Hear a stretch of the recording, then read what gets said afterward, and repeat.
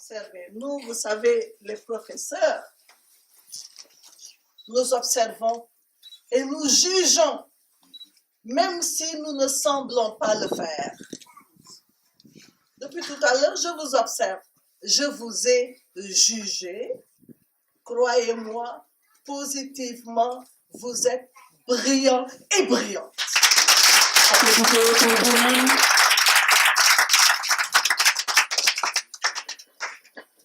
Vous savez, la valeur n'attend point le nombre des années. Soyez fiers de vos encadreurs. L'actuel directeur et l'ancien directeur et tous ceux et toutes celles qui vous ont formé.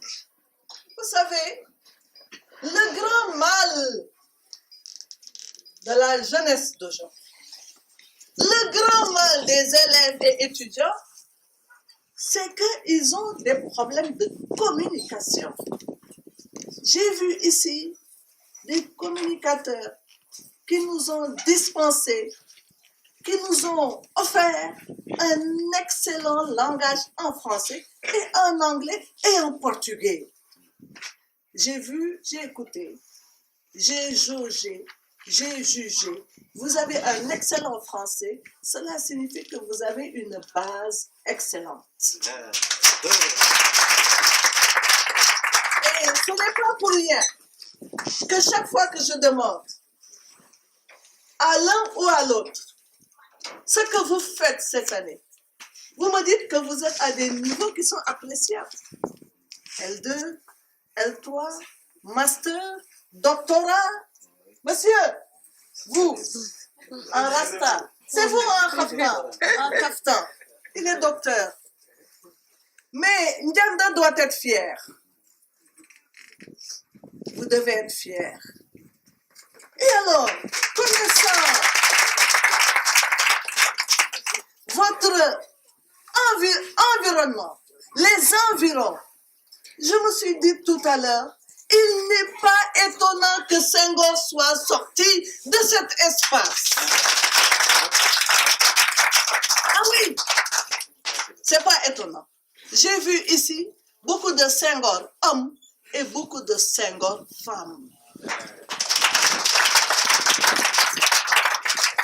Voilà des espaces qui ont compris, comme l'a si bien développé notre frère et ami Saliou Gueye, la valeur de l'éducation.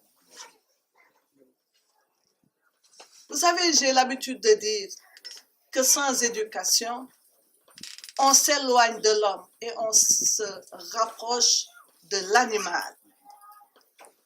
Donc vous, vous êtes des hommes au sens vrai du terme, avec le savoir, le savoir-faire, le savoir-être et le savoir devenir. Et c'est ça qui fait notre bonheur, le savoir. On peut compter sur vous. On peut compter sur vous. Et alors, ce que je vous demande, c'est de vous accrocher. Accrochez-vous. Élèves, accrochez-vous. Parents d'élèves, maintenez vos enfants à l'école. Et surtout les filles, parce qu'on sait que dans nos réalités socio-culturelles, quand il y a des difficultés, c'est le garçon qui reste à l'école et c'est la fille qui quitte l'école. Mais je voudrais que garçons et filles restent à l'école. Les deux, parce que c'est cet équilibre qui peut nous amener à avoir l'équilibre recherché au sein de la société. On ne doit négliger ni garçons ni filles. Il faut se battre pour les deux, y compris les filles. Jigéen am na njariñ. Je n'ai entendu qu'une fille tout à l'heure faire un discours. Marie, que elle et les autres soient protégées, que Dieu leur donne vie, que Dieu leur donne la vigueur pour poursuivre leurs études. Et je voudrais d'ailleurs revenir sur le cas des filles. Elles sont brillantes. J'ai enseigné pendant plus de 32 ans. J'ai vu les résultats. Les garçons étaient brillants, mais les filles aussi étaient brillantes. Et voilà pourquoi je suis satisfaite de votre association. Vous avez osé donner un bon exemple en faisant d'une jeune fille votre présidente. À partir de ce moment, la personne qui suit peut être un garçon. C'est ça la parité. Et le troisième de l'association devra être une fille. Le quatrième, un garçon. Le cinquième, une fille. Sixième, garçon, etc., etc. J'ai le droit de le dire. J'ose le dire. La parité est née dans mon bureau à l'IDHP.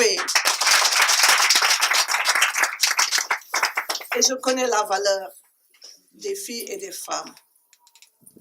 Il n'y a qu'une chose qui manque aux filles et aux femmes. C'est l'audace. L'audace. A-U-D-A-C-E. Audace. Moi, j'ai bien envie d'avoir quelques jours avec moi, Marie ou mon ancienne étudiante, pour leur inculquer l'audace,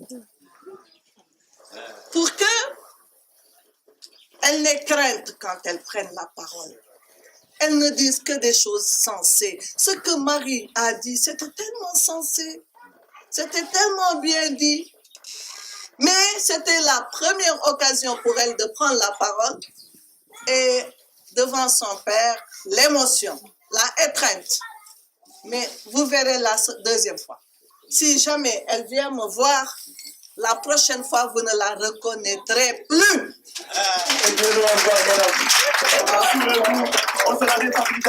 Oui. Je crois que ça, c'est important. Ce que je vous demande, en tant qu'élève et étudiant, c'est de poursuivre dans votre lancée.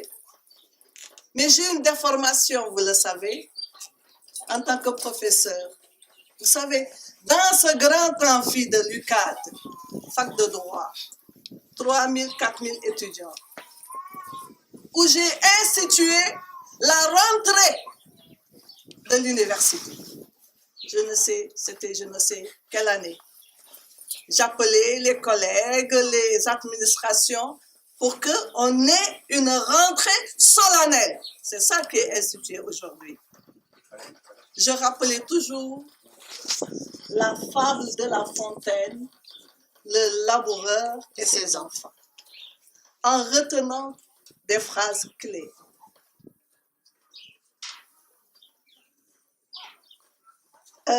Qu'est-ce que c'était encore? Le laboureur et ses enfants. Travaillez. Prenez de la peine. Travaillez. Prenez de la peine. C'est le fond qui manque le moins. Creusez, fouillez, bêchez. Ne laissez nulle place où la main ne passe et repasse.